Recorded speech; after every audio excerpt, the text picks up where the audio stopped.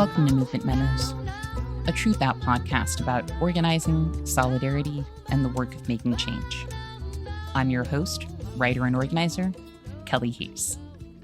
This week, we are continuing our discussion about the practice of hope and how we can put our hopes into action. The first installment of our series on hope, featuring Tanuja Jagernauth, garnered an unprecedented response from our listeners and readers. I have always appreciated it when people reach out with feedback on episodes to explain what was helpful, or to let us know that they shared an episode with their class or with relatives. After Tanuja's last episode entitled Hope Isn't a Given, We Must Cultivate It Together, a whole lot of people reached out to say, this was exactly what I needed right now. During what has been an unnerving time for many of us, a lot of people found Tanuja's insights and advice to be emotionally grounding and instructive. I can't tell you how happy it made Tanuja and I to have worked on something that people found helpful during this difficult time. And what made us even happier was knowing that Tanuja would be back for 2 more installments. Well, this episode is part 2 of that whole situation. In part 1, we talked about getting clarity, finding alignment, and utilizing tools and practices that can aid us in our personal practice of hope.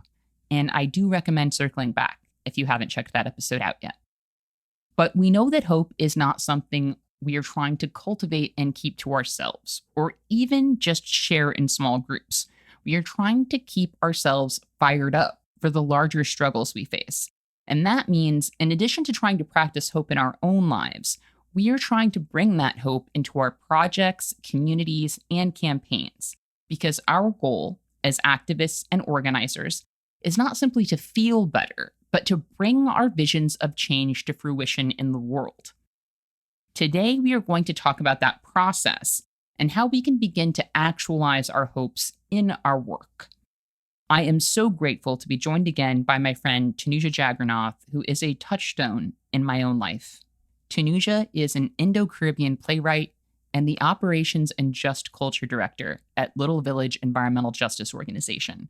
She is also a practitioner of healing justice with a background in traditional East Asian medicine, and someone I love to collaborate with on mutual aid projects. When I am unsure of myself or a project, or when I'm just not seeing things clearly, Tanuja is one of the people who I trust most when it comes to visioning, troubleshooting, and reframing a problem. She is someone I turn to when I need to figure out my next move, or even sometimes my next feeling. So as we all grapple with a great deal of stress and uncertainty in this moment, I am so glad to offer other activists and organizers the opportunity to turn to her as well.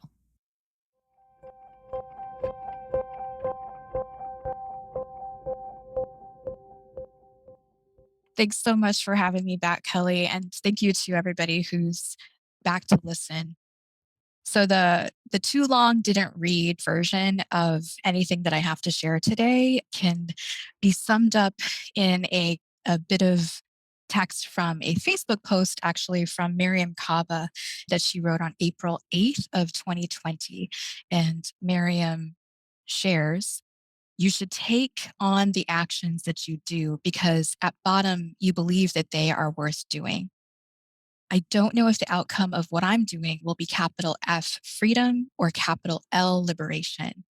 I think that the actions I take are worth doing in the present because they are a manifestation of hope in the day to day. They remind me of my and others' humanity. So last time, thank you, Kelly, I had the chance to start sharing the wisdom from activists and organizers that I got to talk to about how they're practicing hope in these times. And last time, we focused on the need to embrace our discomfort and uncertainty, as those experiences tend to contain the seeds of our future actions and can be a way out of despair and hopelessness. And we also talked about getting clear, finding our alignment, getting rooted in our values, and also studying history for clues and guides in how we might take action as a practice of hope. So today, I'm going to be sharing a bit more wisdom from activists, organizers, and writers about what hope in action can look like. I want to share a quote from Rebecca Solnit. To hope is to give yourself to the future, and that commitment to the future makes the present inhabitable. When I was talking to Chiara Galimberti, she reminded me that, that what's beautiful about the practice of hope is that it helps us to project ourselves and our minds into the future a little bit. And it helps us to presuppose the idea of change. So that practice, it gives us a little bit of a break from the present moment. And is it advised that we spend all of our time in that space?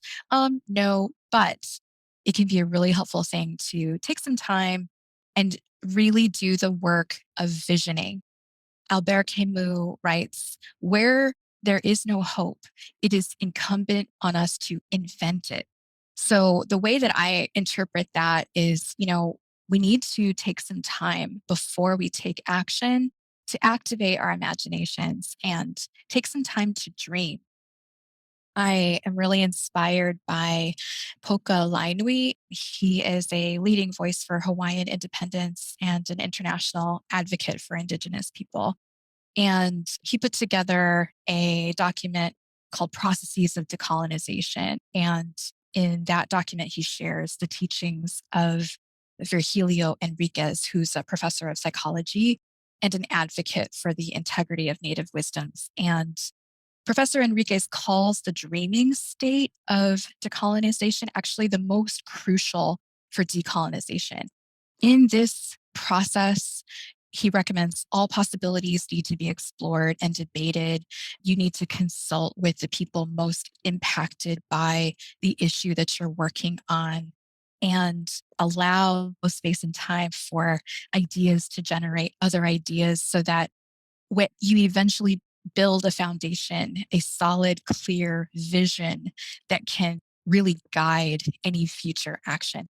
And he really cautions folks to not cut this process short by just jumping to action. I know that sometimes that's what we do when things feel really urgent, but there's an opportunity to kind of press pause and ask, like, have we really fleshed this out enough? Have we brainstormed enough? Have we considered all the possibilities and really created a clear, concrete vision? I want to invite us all to think about, what if we thought about the things we create as alive? I do think of the things we create as living things. So, if you accept that idea and want to, entertain that idea, you you don't want to force your idea out into the world before it's time, thinking about birthing a human being, right? You need to give that human being enough time to gestate before you birth it. Another image that might be helpful is, I think about people who grow things, plants, trees, fruits, vegetables, things like that. You don't want to just plant a seed or anything in the wrong type of soil. What I know, I'm not a gardener, but I read about it. I listen to people who grow things, and I really admire them. But what I know from them is you need to take the time to cultivate the soil that something is going to grow in for this thing that you're trying to grow in it. So, if I'm trying to grow a succulent, a desert plant, I need that soil to be right for that succulent. It needs to be aerated. It needs to be, it has to include enough drainage, right? It's going to be a little bit sandier, so on and so forth. I'm not going to plant a succulent in the same soil as I would plant like a basil plant. So, anyway, you want to take the time to make sure you're cultivating the vision that is appropriate to what you're trying to create. And I know that this goes against some of our training and some of our upbringing that really invites us to practice urgency. But back to the teachings of Professor Enriquez, when we don't take the time to fully visualize completely what we're trying to create, the goals that we eventually set, they might be short-sighted. And our measure of success may be potentially materialistic, potentially unrooted in our actual values. You really want to make sure the vision you're creating is deeply rooted in, your community, your people, your values, your vision. It's important in the process of dreaming to make sure that the folks most impacted by an issue are involved actively in that process.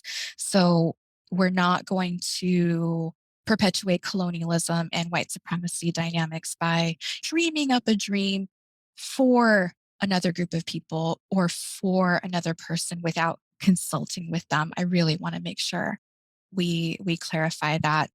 So we're including the people most impacted by an issue as we do our dreaming process toward the creation of a vision. And sometimes this is going to mean we have to educate ourselves and educate one another. A lot of the people that I spoke to, they talked about the power of education. And it made me think of something that Miriam Kaba always says, which is keep reading. I love the practice of popular education, which is rooted in the idea that each one teaches one. So, using the language of Paulo Freire, we can all take on the role of a progressive educator. And in some cases, we really need to. The idea rooted in popular education is that each of us is the expert in our own lives, and sharing our lives, sharing the experiences of our lives with one another can build intimacy, it can build community as you're building a collective sense of vision together. And I really just want to take a second to shout out people who hold space for storytelling, allowing people to come together to share their complexities of their lives and to be witnessed and to be affirmed.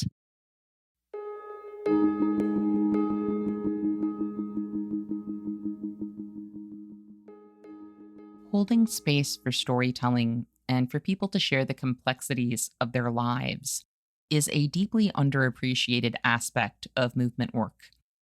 I am someone who can easily fall into the trap of being so task oriented that I can forget that nourishing our souls and replenishing ourselves emotionally can't be an afterthought. There was a time in my work, for example, when my friends and I would do marathon prop builds or have long, stressful meetings, and our way of balancing that stress and that output was to go out drinking afterwards.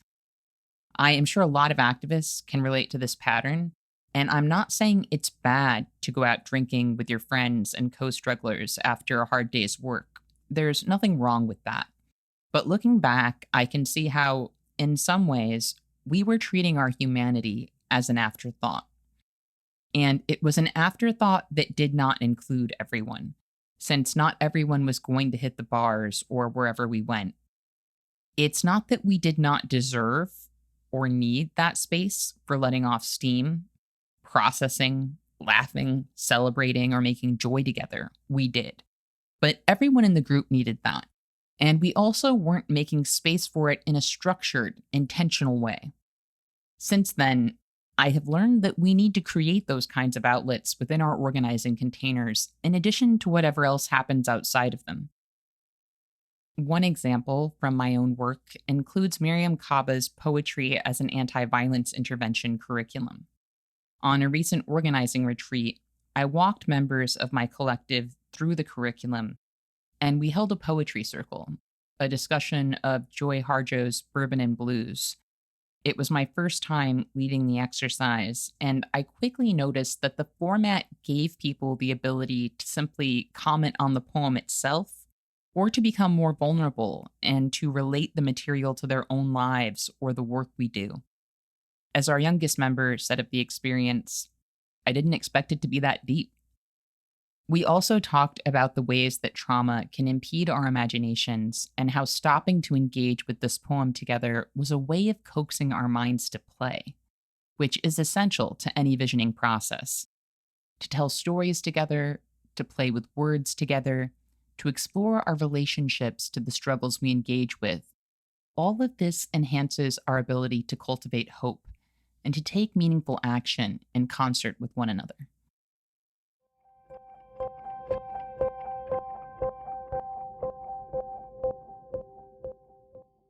I want to share a quote from Paulo Freire from his book, Pedagogy of Hope. One of the tasks of the progressive educator through a serious, correct political analysis is to unveil opportunities for hope, no matter what the obstacles may be.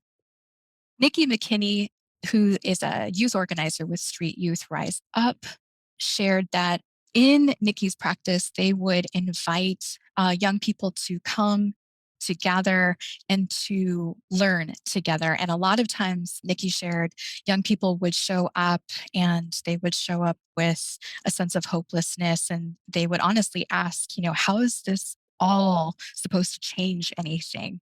That was a huge question that Nikki heard from people a lot.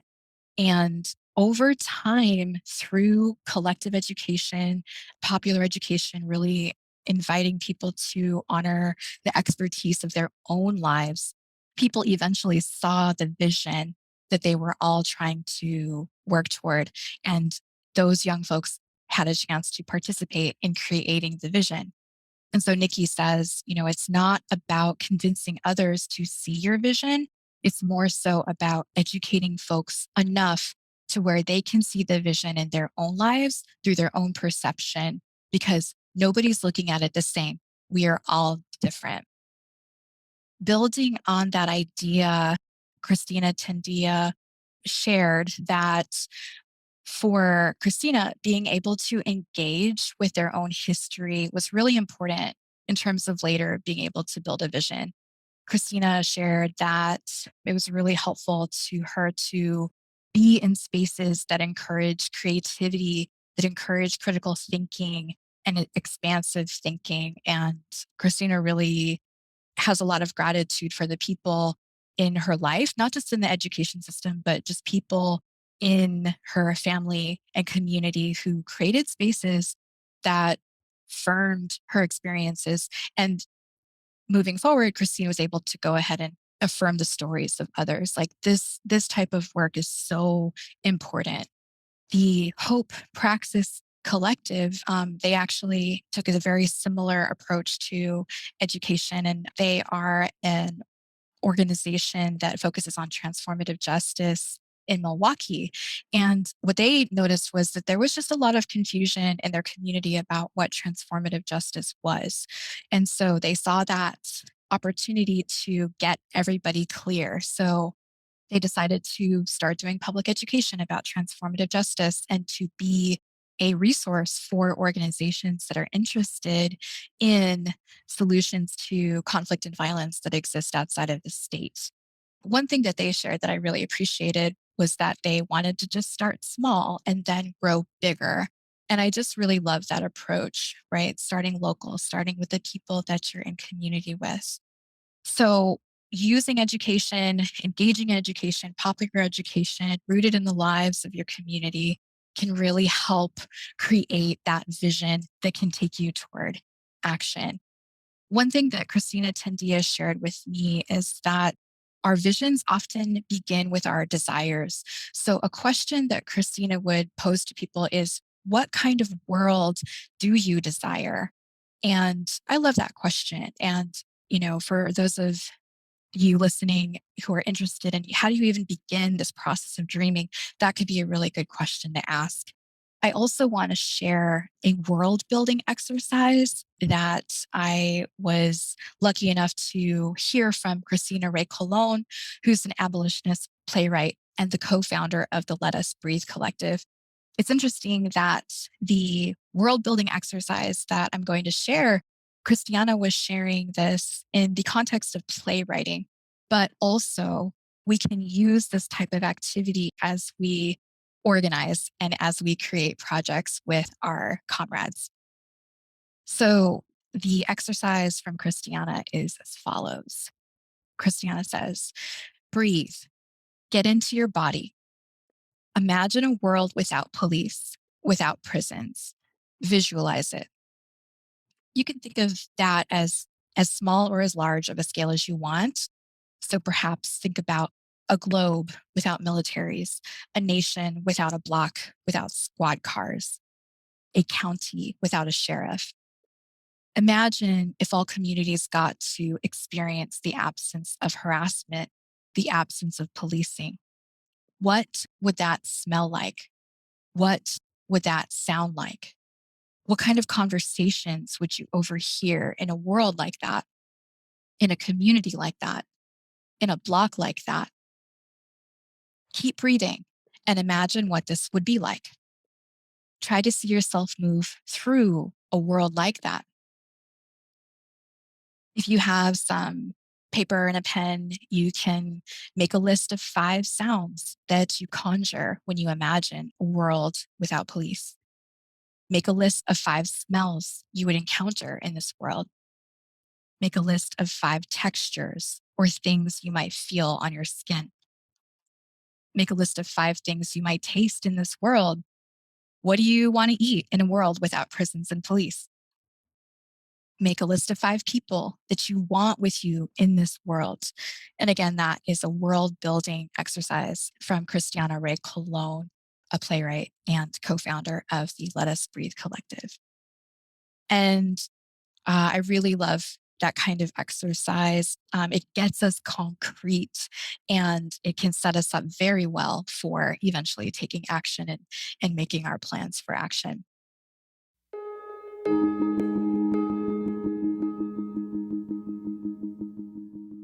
I have talked previously on the show about organizing as a world building process. Those of us who believe in the need for transformative change aren't simply trying to tweak this fucked up world we're living in. We are trying to build something entirely new. I was actually talking to Ruthie Gilmore about this recently as it relates to storytelling and television shows, which I love. Everyone who knows me knows I love TV. I probably watch way too much of it. I also love historical dramas. The costumes, the dancing, the fight scenes, I'm a sucker for all of it, from Jane Austen ripoffs to Viking Wars. But I also love fantasy shows that are set in completely different worlds, with their own made up histories and laws of nature.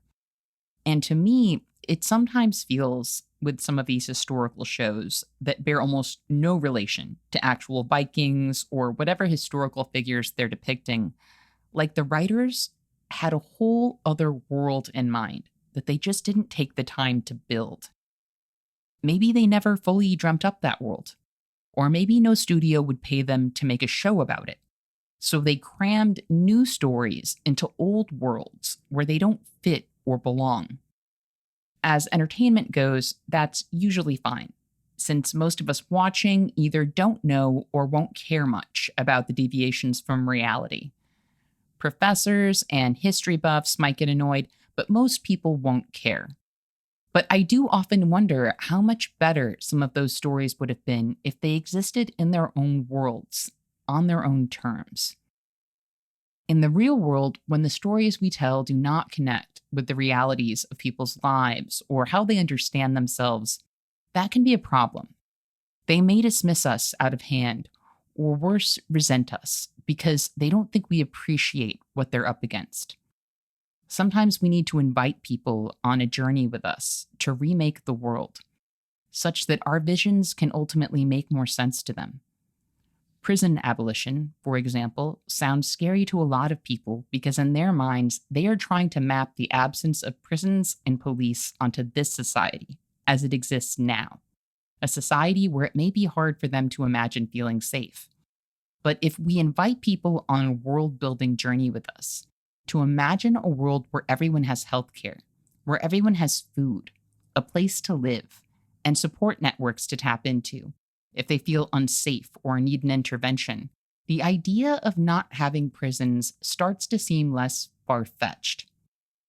If we give people the opportunity to participate in creating microcosms of that world or securing policies that move us toward it, we can help them see that our visions are possible and also worth inhabiting.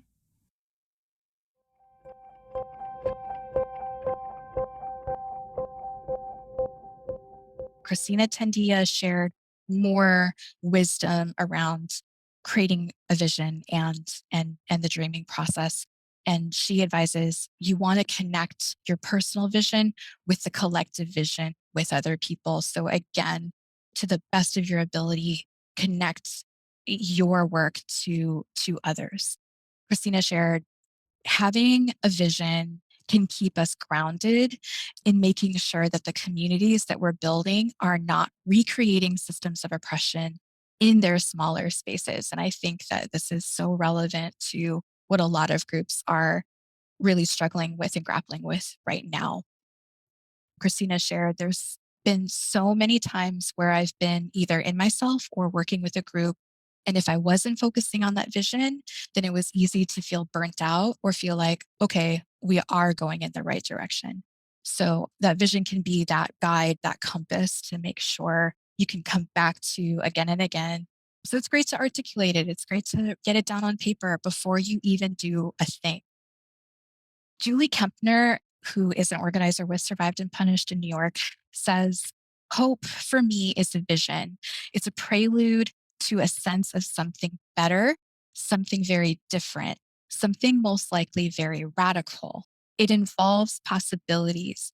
It involves imagination.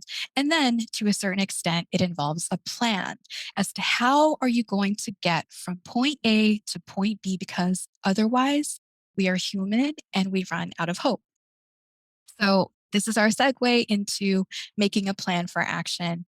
What this means is, we spend some time, we get creative, and we build a plan now to actually try to realize that vision. Christina shared, I think that building a plan, we have to understand we're not sure if it's going to work out or not, but we try. And then we ask every day, how do your everyday tasks or actions line up closer toward your vision? That is important because it helps us keep grounded, and it can also help us address feelings like burnout and pessimism. So definitely want to shout out to all the planners out there. And, I know that there is debate around process versus structure versus taking action and what is the work. I really want to invite us all to really embrace planning as part of the work, intentional, community grounded planning as part of the work. Our work needs a container. And we are truly, once again, so blessed right now, y'all, that there are so many toolkits available to us to help us build better containers. I really want to recommend if you go on the Barnard Center for Research for Women's YouTube page, you're going to see videos from Dean Spade on how to do some of this work together in a more liberatory kind of way, right? On decision making, on mutual aid, on how to talk about money. Once again, I want to lift up the In It Together toolkit, a collaboration between Interrupting Criminalization and Dragonfly Partners. It is just chock full of ideas and guidance for how to build that container.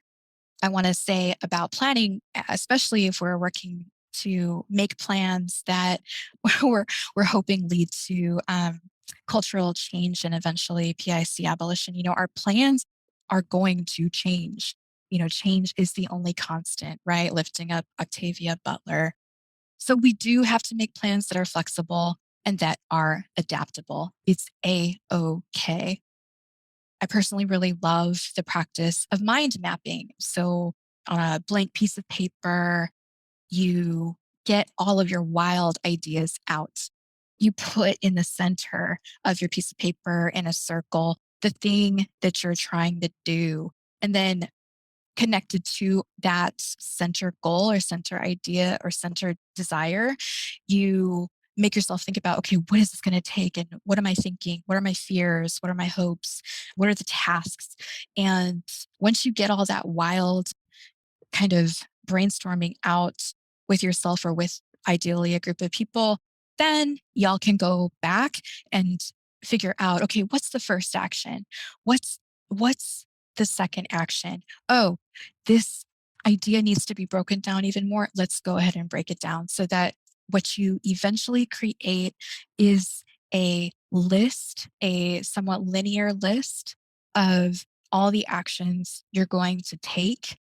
And then y'all can go into your calendars and map it out in your calendars so that you might be able to build a 6-month plan that can keep you accountable, that can keep you moving along a journey toward achieving a particular goal. It's just really important to get all these things on a calendar. And I know that some people might be listening to this and rolling their eyes. That's truly okay. I say try it anyway. And then once you have this written up, out of sight, out of mind is real. I know that is real for me. So post your vision, your plan, your work plan, whatever you want to call this, post it someplace where you and your team can see it. And go ahead and designate a rotation of people to be kind of the calendar steward or the calendar fairy who can be like, cool, let's check in on our timeline. You don't want to set one person up to be that person. It can get kind of sticky. But one of the things that I want to also share is that it comes down to having realistic expectations, and your planning tools can help you really once you've created that huge brainstorming list and you actually try to map it onto a calendar, that can actually help you prioritize and say, you know what, we brainstormed a beautiful plan and a beautiful set of things that we really want to do, but checking in with our actual bodies and the actual amount of time we have this year, let's be selective, right? Let's be discerning.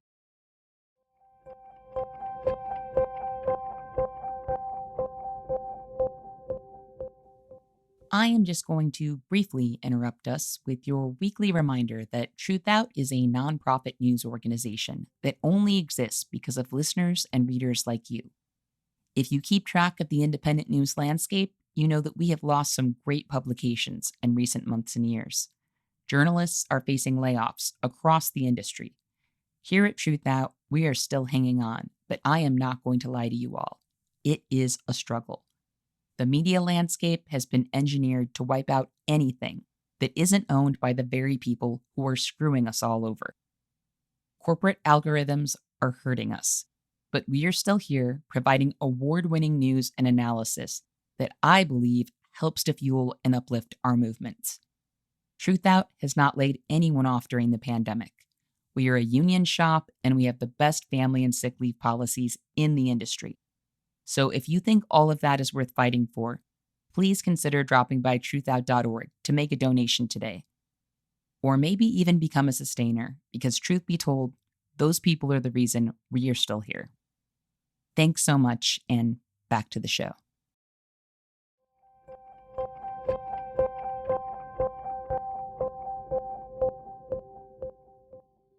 When Dean Spade was on the show in March, we talked about how burnout, which is something a lot of people have experienced in the past couple of years, is about more than exhaustion. For a lot of people, in addition to being wiped out, burnout is tied to conflict.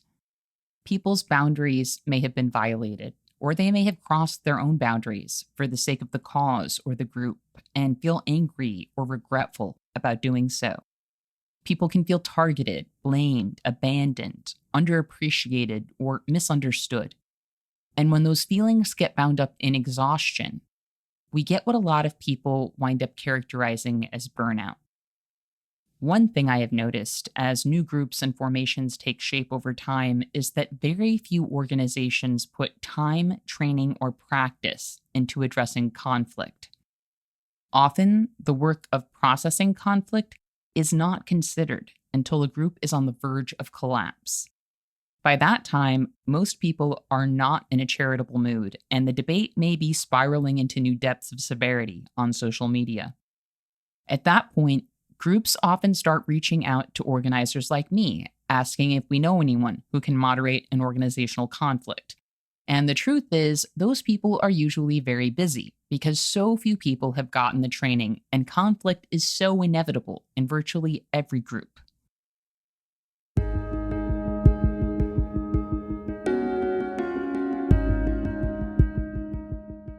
In your plans, I think it's really important to plan for conflict to arise.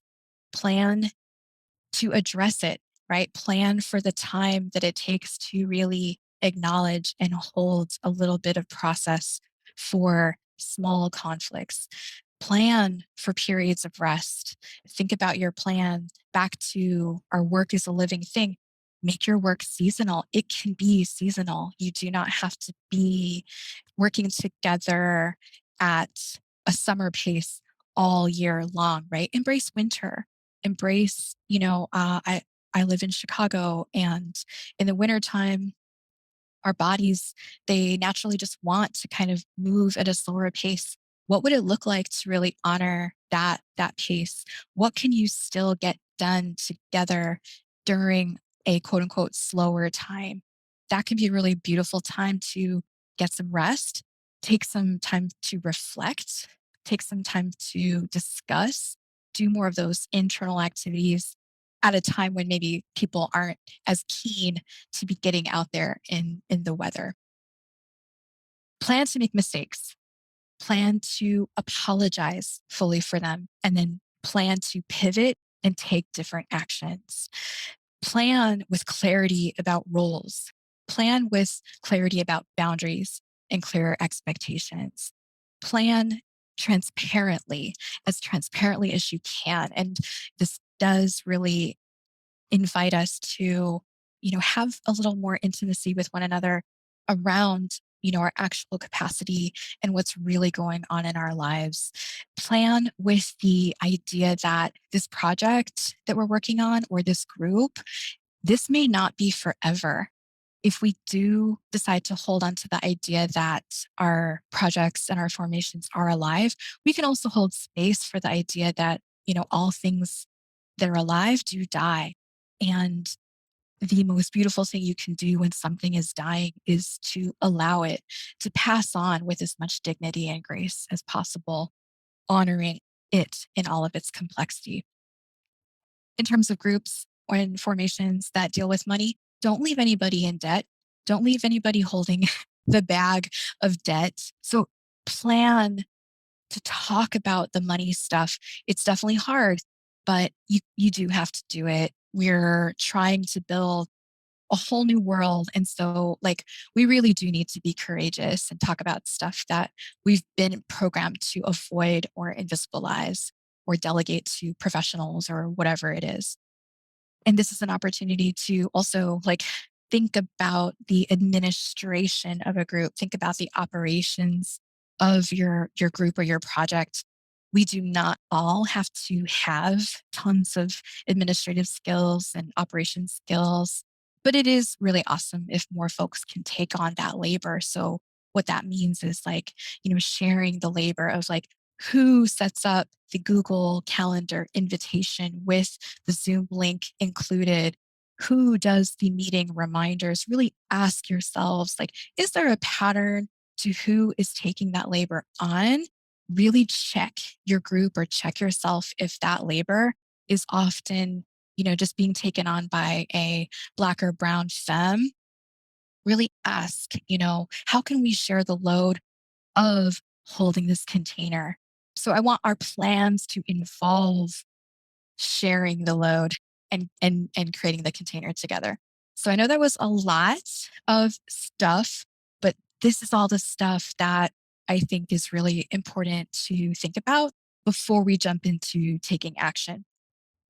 So thank you for entertaining me on that part.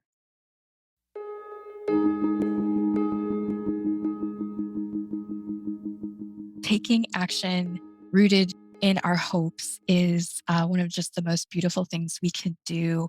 And so hopefully, right, we're at the point, we have a vision, we have our people, we have our container. Now let's get to work. So as we start thinking about taking action rooted in our hopes, rooted in our visions and our dreams, I want us to hold on to the idea that there is always something we can do. Quoting Paulo Freire, hopelessness and despair are both the consequence and the cause of inaction and or immobilism. When I talked to Chiara Galimberti, she shared with me, when she thinks of hope, she conjures the image of a spring, one of those coiled up metal things, right? And I loved that image.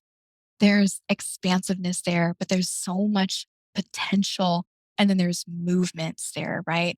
There's always something we can do. We can always like push on that spring and find potential energy. Hope Praxis Collective shared with me.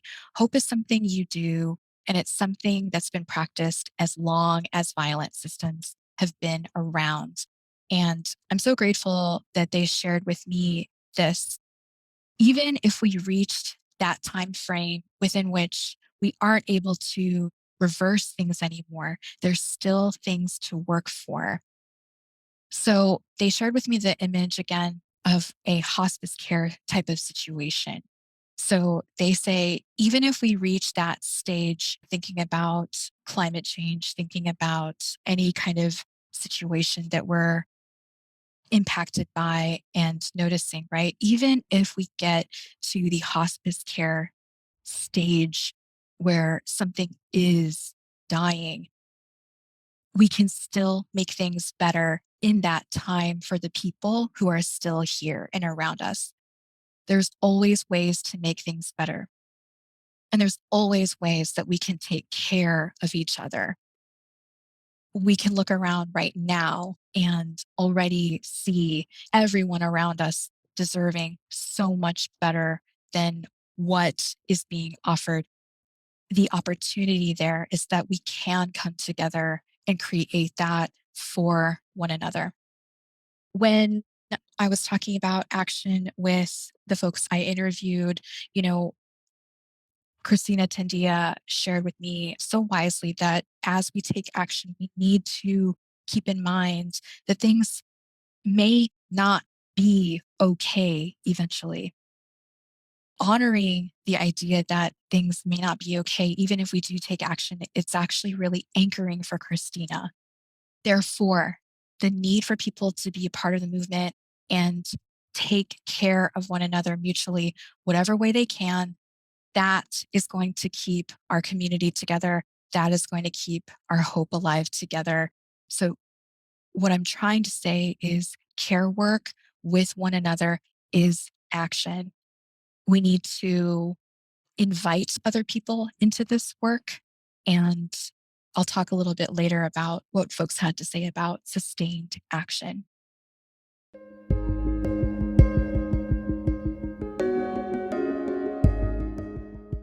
I can really relate to what Christina had to say about how the idea that things might not be okay can be anchoring.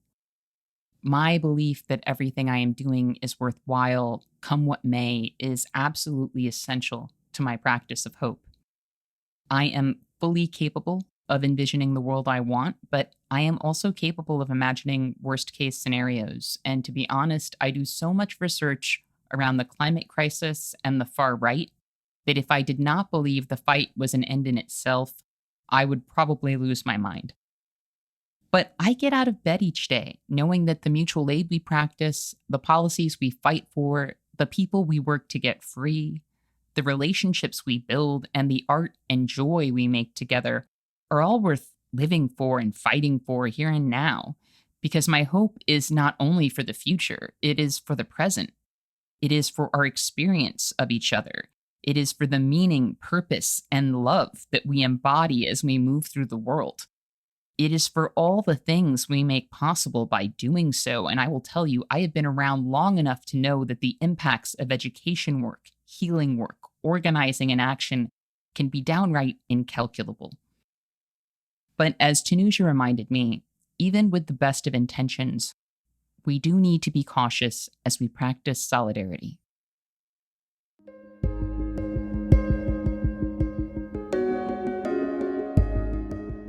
And as we're talking about taking action, I really want to lift up a reminder with all the love in my heart that, all action is not equally awesome, especially if you're thinking about your actions, quote unquote, supporting or helping others.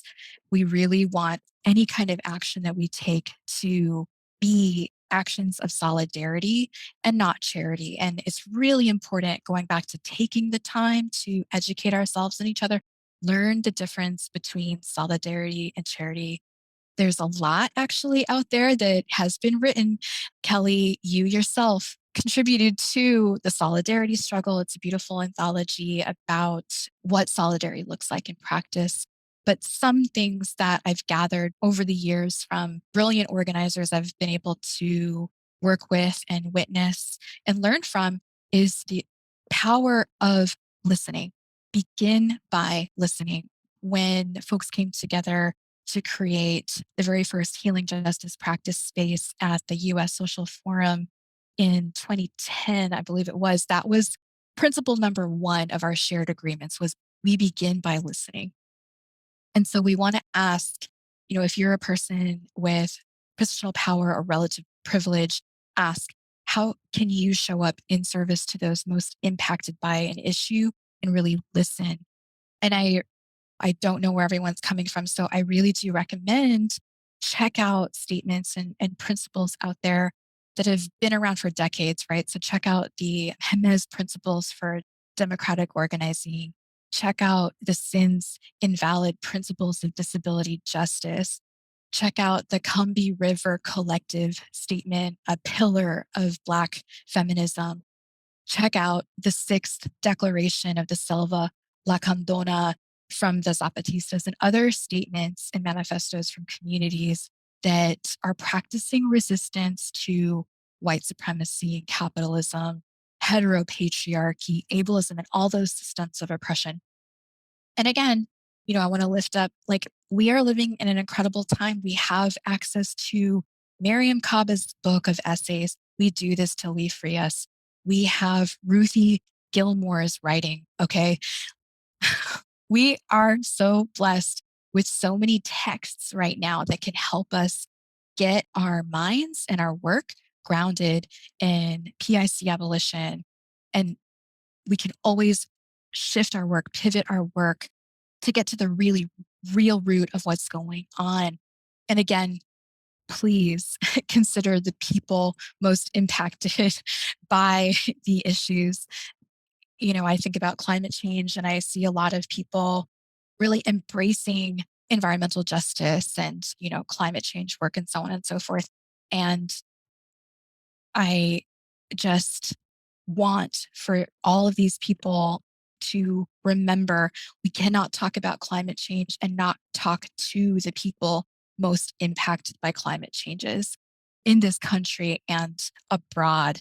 So much more to say about this, but I'm going to say it finally one last time. We really need to show up and listen and learn from the people most impacted by the things that are going on. And if I may, Kelly, I just want to lift up as an example the recent abortion clinic fundraiser that Miriam Kaba participated in and that just took place. So, Partners in Abortion Care on April 7th, they posted on Twitter and asked the community to help fund their clinic. They set up a GoFundMe, and their goal on April 7th was to raise 250,000 for a community funded clinic.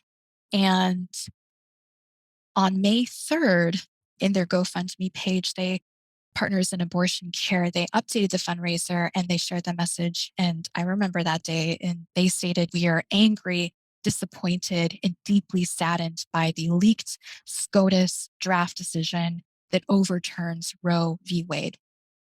This has only made us more determined to open our clinic as soon as possible." And yeah, just remembering that day, I do remember just feeling and noticing that a collective sense of shock and horror and the beginnings of despair, right? When we all saw that leaked draft decision. But then Miriam Kaba on May 17th, what I saw on Twitter, she dropped a bonfire fundraiser offering 4 different t-shirts that were designed by Anna CF. And the t-shirts read, "Let this radicalize you," and "Not 1 minute of peace." The "Let This Radicalize You" t-shirt is, of course, a segment of Miriam's own words let this radicalize you rather than lead you to despair. And Miriam invited folks to, buy the shirts and take pictures of themselves in their shirts. And, that became just a beautiful, joyous event on Twitter, right? And Miriam also sold embroidery that read, "Hope is a discipline," and posters that read, "A world without prisons," and "Prison is not feminist."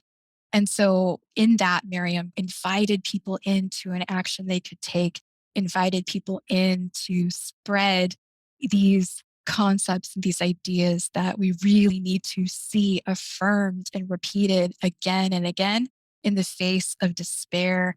And then 20 days later, right, due to a collective, beautiful response on June 7th, Partners in Abortion Care announced that they had surpassed their goal of raising $250,000.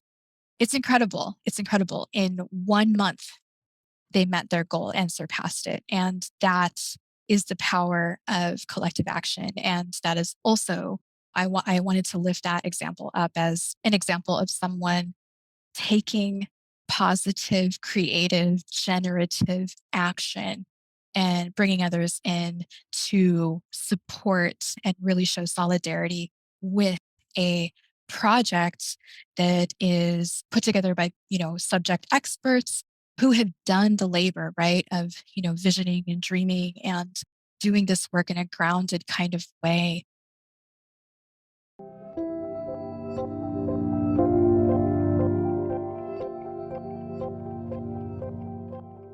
Seeing that clinic fundraiser come together was deeply inspiring. I was grateful to Miriam Kappa for offering us small actions that we could take, like tweeting or donating or buying a shirt, and the opportunity to see how those actions can culminate into something so much bigger. A new abortion clinic is going to exist because so many of us in so many places grabbed onto this story and this mission in our own small way and contributed. I think there's a really important lesson in that. An abortion clinic will exist not because one person did something heroic, but because a whole lot of people in a whole lot of places took whatever small action they could in order to urge it into being. I want us to think about all the ways that can look because we have the potential to create so much together, and we have a world to build. Right now, we are experiencing a great deal of erosion and collapse in terms of the norms and systems we are used to. Those norms and systems were always oppressive and harmful, but right now, the worst of what this society has to offer is being ramped up, and a lot of us are scared. It's okay to be scared, and honestly, it makes sense to be scared. But it also makes sense to be hopeful because our creativity, our relationships, our courage, and the care we extend to each other are all manifestations of human potential, just as surely as anything else is. And as Tanuja emphasized, this is a time to immerse ourselves in those relationships and in that potential.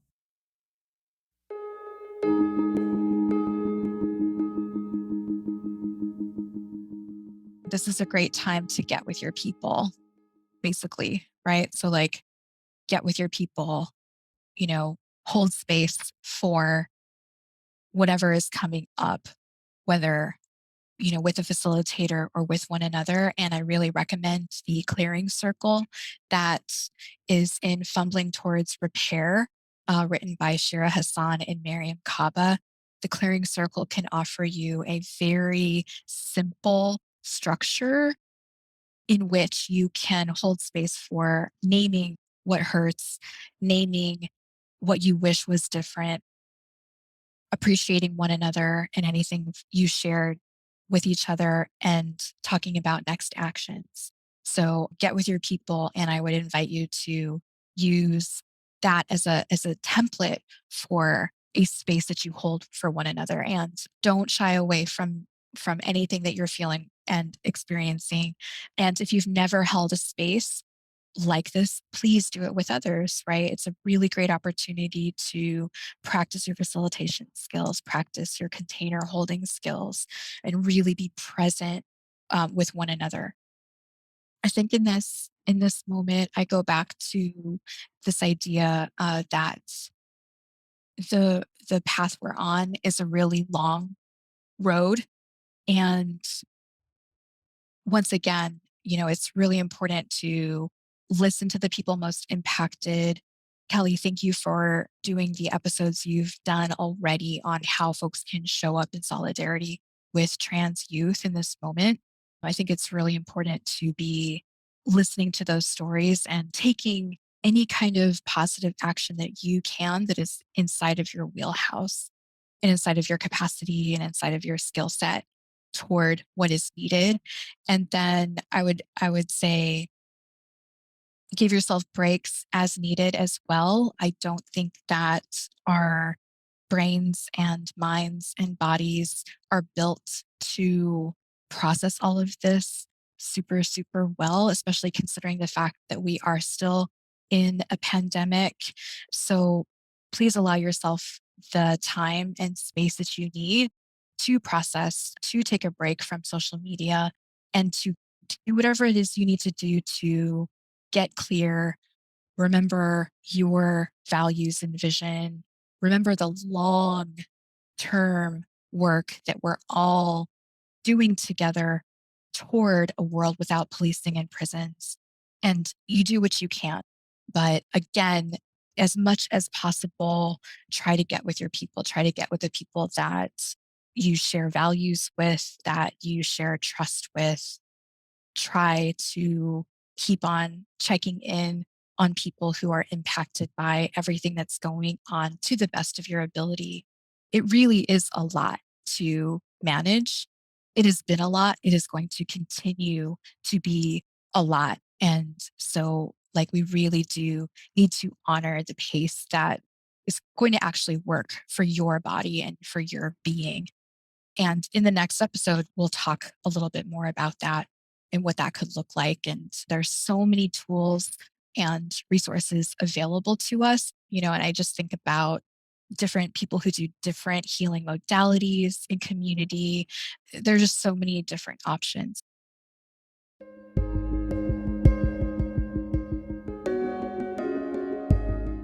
As we wrap things up, Tanuja had one last message she wanted to share with people who are hurting in the aftermath of the Supreme Court overturning Roe.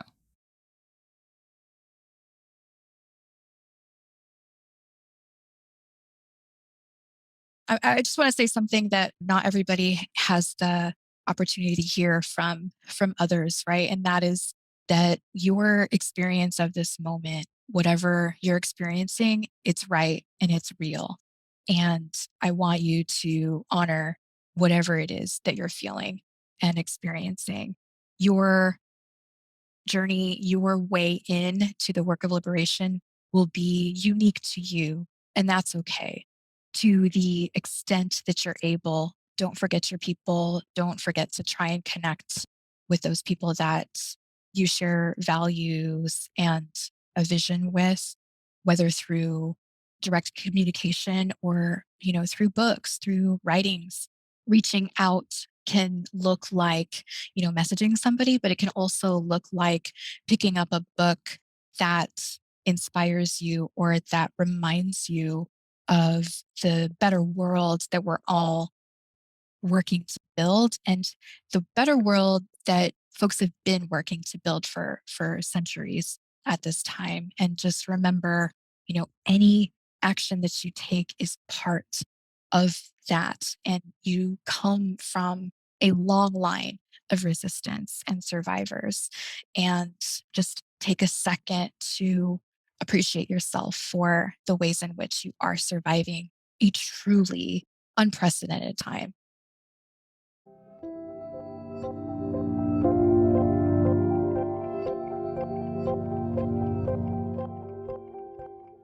I mentioned earlier in the show that my collective did a poetry circle around Joy Harjo's Bourbon and Blues. The poem is about Harjo's time in an Indian residential school. the friends she made there, and how they resisted the violence of assimilation. The poem resonated with members of my group in different ways, some more literal than others.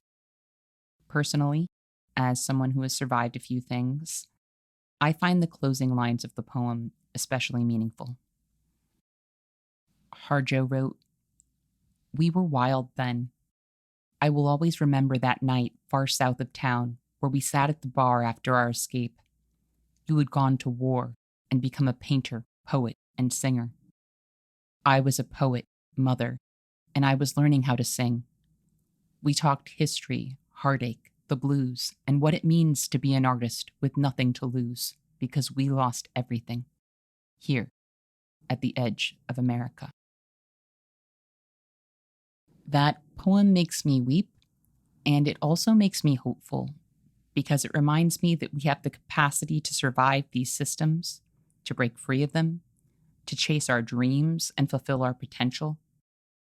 Amid the mass shootings, the overthrow of the electoral system, the fall of Roe, and the unvented grief for millions of lives cut short, our capacity to go rogue and resist confinement, premature death, and subjugation is still there.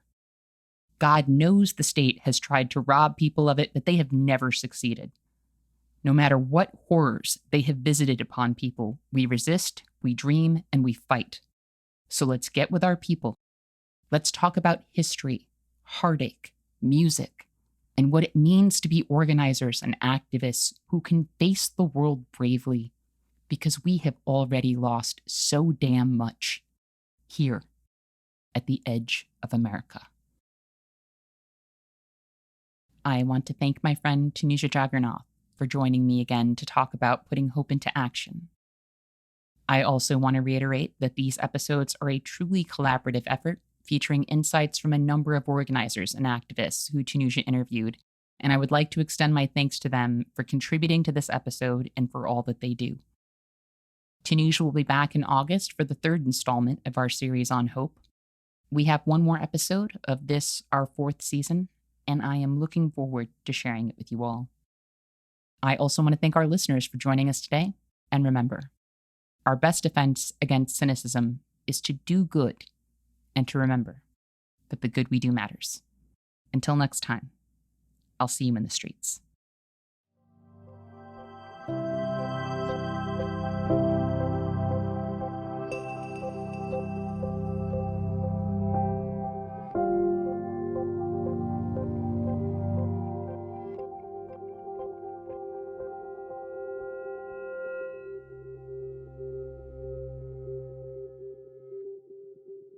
Thank you for listening to Movement Memos.